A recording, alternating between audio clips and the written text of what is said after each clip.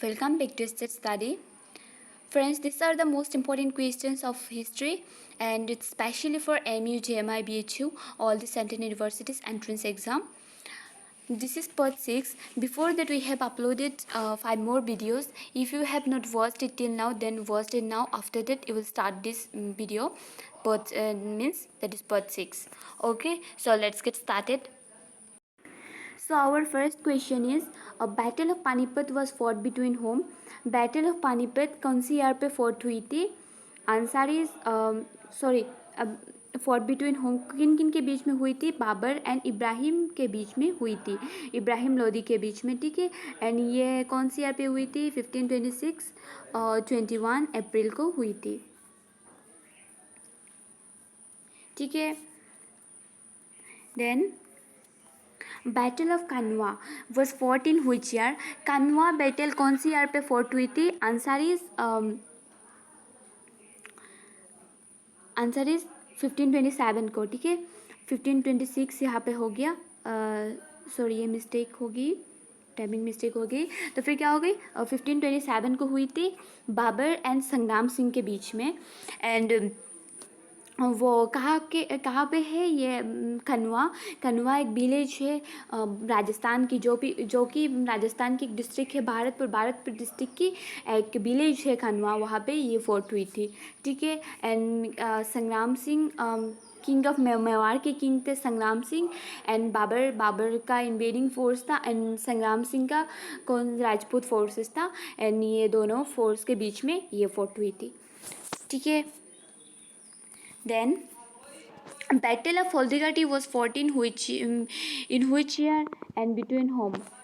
Battle of Haldighati कौन सी year पे हुई थी एंड किन किन के बीच में हुई थी? 1576 को हुई थी battle of Haldighati, Akbar and Maharana Pratap Singh के बीच में हुई थी, ठीक है।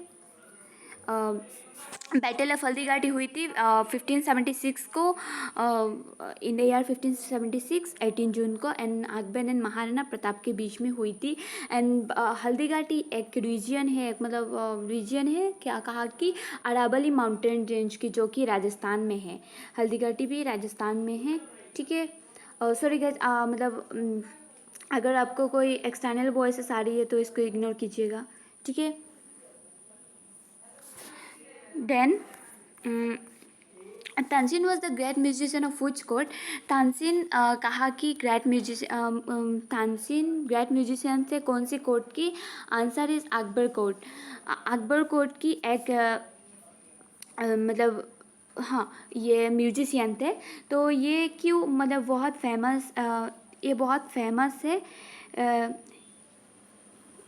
Sorry mistake.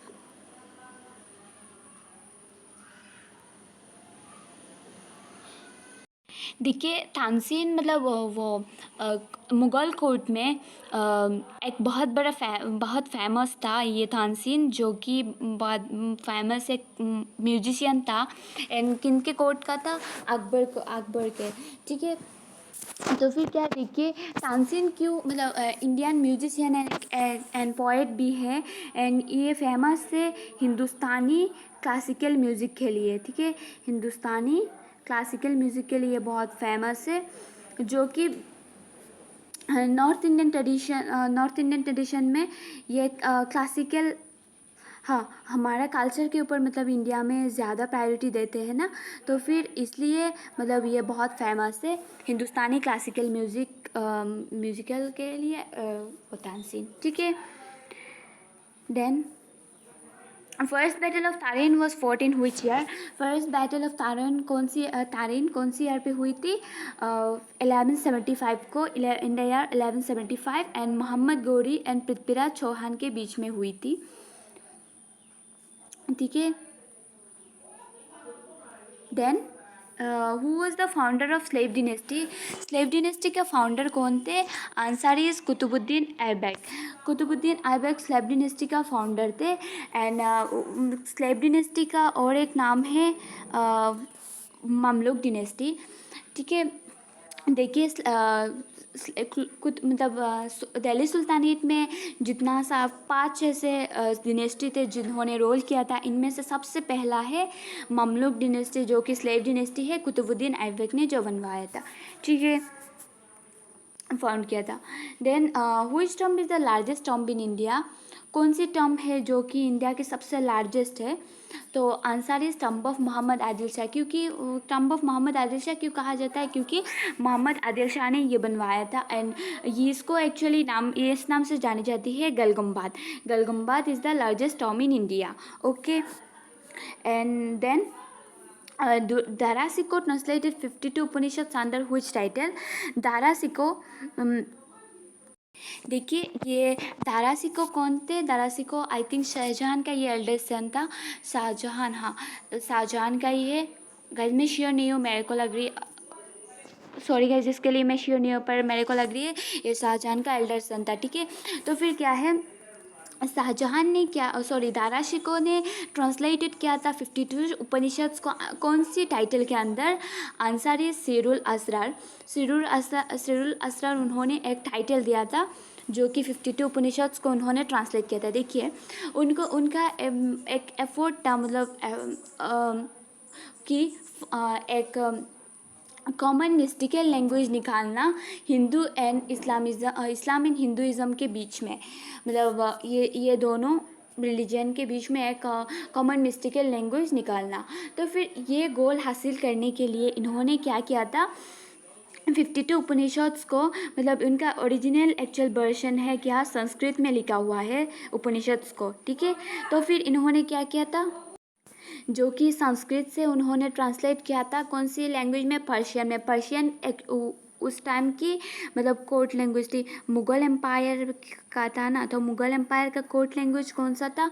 मतलब कोर्ट पे ये लोग ये लैंग्वेज यूज़ करते थे, पर्शियन लैंग्वेज। तो फिर इन्होंने संस्कृत से ट्रांसलेट किया था पर्शियन में, एंड ये कामयाबी हुई थी 1657 को, मतलब ये मतलब उपनिषद सबको ट्रांसलेट कर पाए थे, कंप्लीट हो गया था उस वक्त। और एंड उनका मेन मकसद ये था कि ये मुस्लिम लोग भी पढ़ सके, ठीक है। Then who was the founder of Khilji dynasty? Khilji dynasty का फाउंडर कौन थे? आंसर है जलालुद्दीन खिलजी। देखिए हमने कहा था ना कि दिल्ली सुल्तानेट में ऐसे 5 डिनेस्टी थे जो कि रूल किए थे। फिर पहला है स्लेव डिनेस्टी जो कि ममलूक डिनेस्टी के नाम से भी जानी जाती है। देन जलालुद्दीन खिलजी ने जो बनवाया था खिलजी डिनेस्टी, ऐसे और 3 है। आपको ये सारे अच्छे से देखना है, ठीक है। आप अगर मतलब नाच गाइड फॉलो कर रहे हैं तो नाच गाइड में आपको अच्छे से मिल जाएगा, तो वहाँ से आपको सब कुछ डिटेलली पढ़नी है एंड कवर करनी है, क्योंकि वहाँ से क्वेश्चन बनता ही बनता है आपके एग्ज़ाम में, एक ना एक आएगा, ठीक है।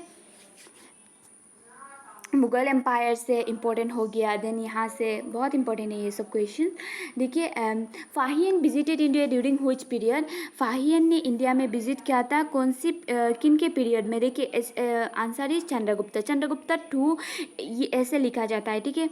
2 ऐसे नहीं लिखा होता है, मतलब आई के जैसे होता है, ये लिखा हुआ रहेगा। तो फाहियन विजिट किया था इंडिया में किन के पीरियड में? चंद्रगुप्त 2 के पीरियड में। देखिए फाहियन क्या था? एक मतलब चाइनीज बुद्धिस्ट मॉन्क थे जो कि ट्रांसलेटर थे, एंड वो उन्होंने ट्रैवल किया था चाइना से इंडिया ये आए थे, चाइना से इंडिया पैदल से, ठीक है।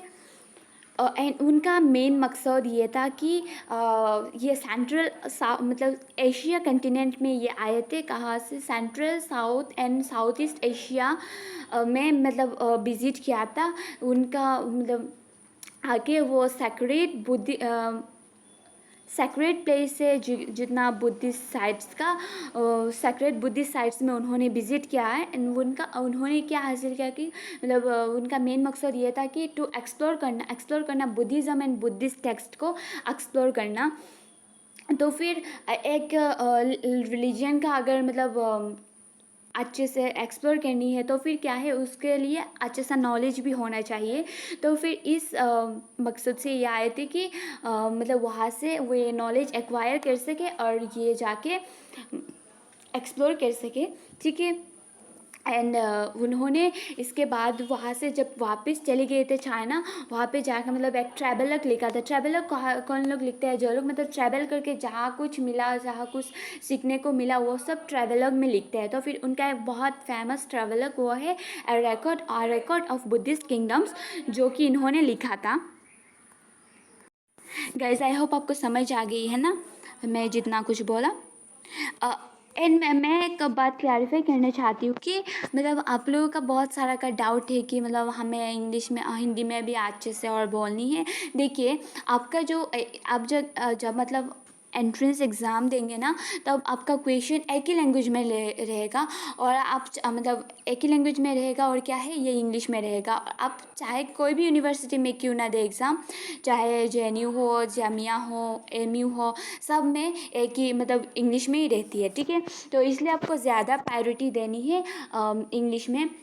और ऐसे नहीं कि सिर्फ हिंदी मीडियम से बिलोंग करते हैं, यहाँ पे वर्नाकुलर मीडियम से होते हैं, बहुत सारे मीडियम से स्टूडेंट्स होते हैं। तो फिर आपको क्या करनी है, जब आप पढ़ने को बैठेंगे या फिर कोई वर्ड समझ नहीं आए, ये तो नॉर्मली है कि मतलब वर्ड समझ नहीं आएगा, तो फिर आप क्या करेंगे, फ़ोन आजकल है ही, तो मतलब गूगल पे सर्च करके लिख लेंगे। अगर फ़ोन आपके पास हर टाइम नहीं रहता है, तो फिर आपको क्या करनी है, वो क्या आपको डिक्शनरी लेके बैठना है, फिर वर्ड निकल कर लिखना है ना। ऐसे नहीं है कि जो लोग इंग्लिश में माहिर है वो भी बोल पाते हैं, मतलब सब वर्ड आते हैं उनको भी। मतलब हम नॉर्मली जो सब इंग्लिश बोलते हैं वहाँ पे हम सारा वर्ड्स यूज़ नहीं करते जो हमारा टेक्स्ट बुक में लिखा हुआ रहते हैं, ठीक है। तो फिर इसके लिए सबको देखना पड़ता है, तो फिर आपको भी मेहनत करनी है ना। मेहनत तो बनता ही है सेंट्रल यूनिवर्सिटी का हिस्सा बनने के लिए, है ना।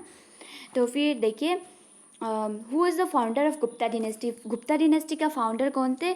आंसर इज चंद्रगुप्ता वन, ऐसे लिखा जाता है वन, ठीक है। चंद्रगुप्ता वन थे गुप्ता डिनेस्टी का फाउंडर, ठीक है। Then who is known in history as Napoleon of India. History में किनको नेपोलियन ऑफ इंडिया कहा जाता है? Answer is Samudragupta. देखिए समुद्रगुप्ता को नेपोलियन ऑफ इंडिया क्यों कहा जाता है? देखिए AB स्मिथ बोल के एक फेमस हिस्टोरियन थे, हाँ।